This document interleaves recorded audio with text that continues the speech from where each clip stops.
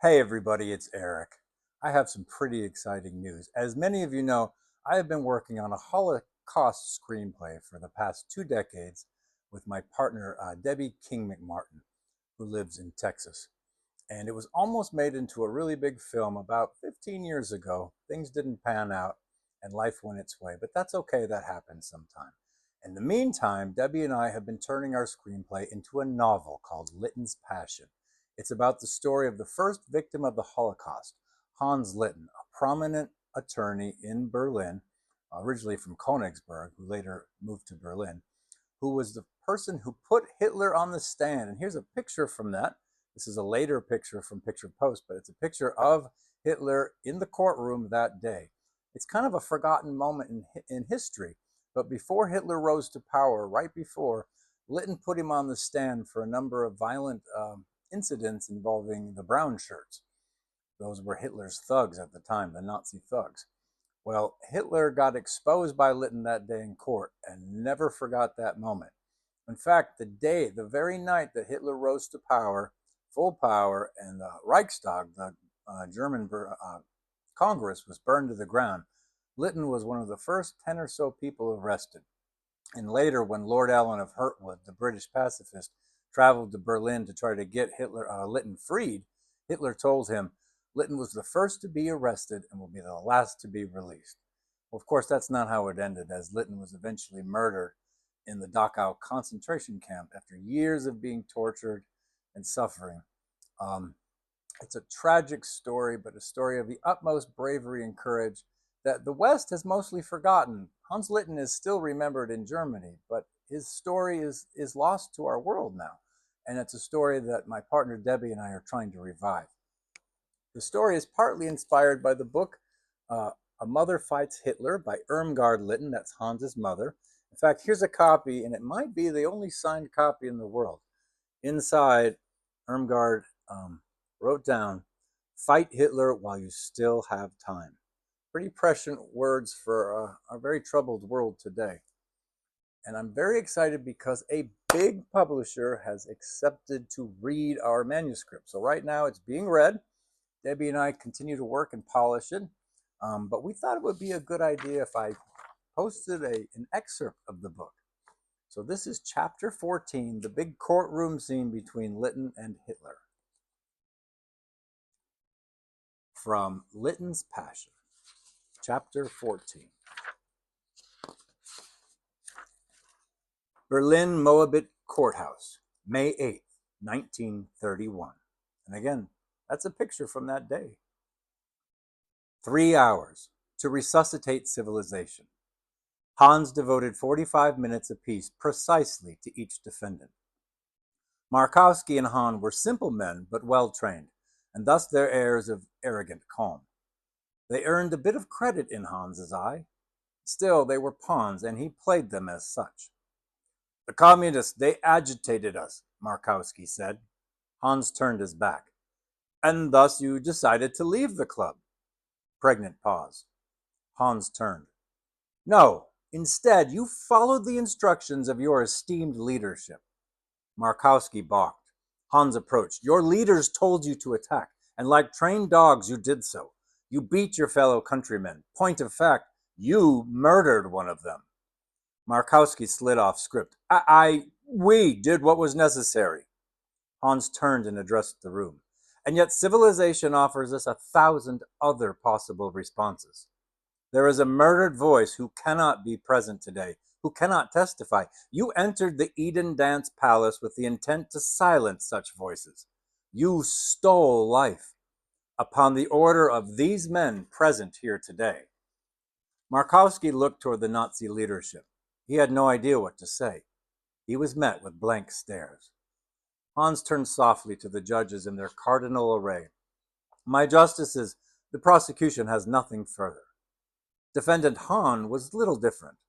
Hahn saw the sweat beading from his brow. "Herr Hahn, they were your fellow Germans, men, women, like yourself.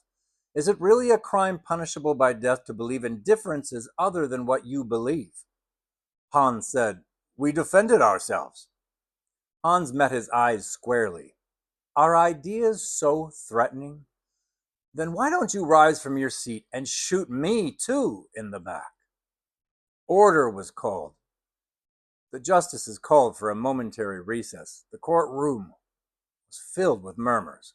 Hans breathed and held the beam of the dock, precisely what he had hoped for. Next, Hitler.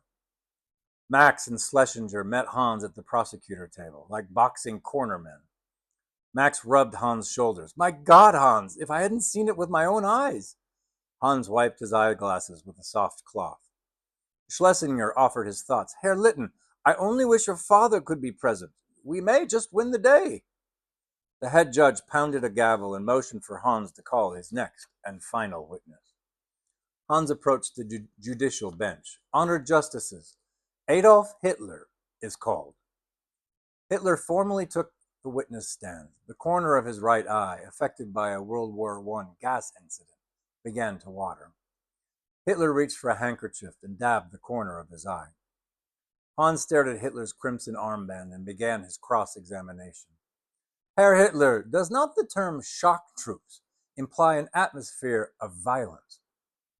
Hitler waved the kerchief in his hands with hubris. I'm aware that the press has abused the term with its wild imagination. He wiped his tearing eye with the handkerchief again. As true socialists know, the stormtroopers have been the target of reasonless ridicule. Hans approached the dock. Hitler smiled confidently, smugly certain that his opponent had already been defeated. Hans held his ground. He smiled back. Pause. Mongoose. Cobra. Hans held the note until Hitler gave a fidgeting edge. Hans returned to the prosecution table and retrieved a copy of Goebbels' Der Nazi Zozi from his satchel. His back remained toward the witness box. His eyes locked on Goebbels. Is it true that Dr. Goebbels wrote that all adversaries of the Nazi Party must be crushed to a pulp? Hitler was unmoved. That, of course, is not to be taken literally. Hans turned to his witness. A man in Dr. Goebbels' position, does he not exert considerable influence upon party members? When he makes such a statement, how else should they take his words? Words you yourself have approved. Hitler straightened his armband. Hans relaxed his tone. I mean, presuming you are the true leader of the Nazi Party. After all, Dr. Goebbels' publication has already sold more than 120,000 copies. He read from Goebbels' pamphlet. We must proceed from the revolution of words to the revolution of deeds.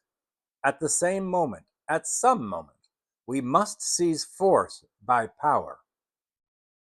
Deeds, I might add, that have resulted in the murder and wounding of numerous of our fellow countrymen. Hitler belted from being burned. Our party is recruited from the whole of the German people. When some come to our side, they still have Marxist eggshells stuck to them. The KPD members in the courtroom belted outcries. The judges called for order. Hitler gloated, brushing his suit with his hand, as if brushing off eggshells. Snickers arose from the courtroom. Ribbentrop hawed and banged a railing with his hand. Hitler crossed his arms and relaxed back in the witness box, a look of arrogant defiance on his face. Hans resumed his questioning. I have myself become quite familiar with eggs of late. He stared down Hitler. And so you remove these eggshells by what means? Hitler returned with a slight smirk.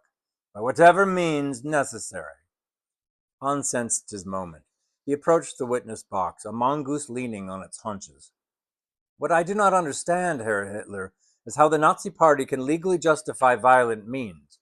Hitler was assertive but defensive. Each party high official is beset with a desire to work for Germany's greatness. National Socialism is a revolution, not merely a manifesto. A nation broken now rises. Numerous cheers erupted from the grandstand. Members of the KPD jeered. Hitler appeared self-satisfied with a smug smile. Multiple gavels banged. The justices again called for order. Hans heard none of it. He pressed harder. So, this is your excuse for Dr. Goebbels' incitements? Hitler pointed at Goebbels, whose jaw was clenched, eyes blazing. He shook his head ever so slightly, aware that Hitler was being baited.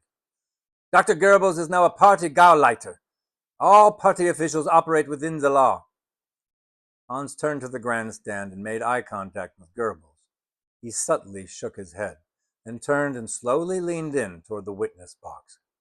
So if I understand you correctly, Herr Hitler, murder, beatings, and corruption are now legal in Germany. Hitler nearly jumped from the witness box, his physical composure all but affirming Hans's accusation. Hans continued pressing in. And these barbaric deeds will increase with each successive Nazi Party political victory. Hans removed his yellow handkerchief. He wiped his eyeglasses mere inches from the Nazi leader's face. Slowly leaning in toward the witness box, Hans whispered to Hitler, "Ich bin Jude." Hitler clenched the barricade and rose to his feet, losing all sense of civility. His eye fluttered like a butterfly's wing. "The men you accuse of murder were defending the fatherland." Murmurs infiltrated the courtroom. The judges pounded gavels while bailiffs approached the bench. Hitler realized the implication of his outburst. His face turned crimson. Hans turned his back on Hitler and returned to the plaintiff table. "I have no further questions." And that is chapter 14 from our pending novel, Litten's Passion. Again, it's the true story of Hans Litten, the courageous attorney who defied Hitler. And again, that's a picture from that day in court. And Litten remains a reminder of the great importance to stand against evil before it's too late. Litten paid the ultimate price, and fortunately many others across the world came to his defense in the defense of Germany and civilization eventually. But we're really excited. We'll keep you posted on the publishing details. Thank you for listening.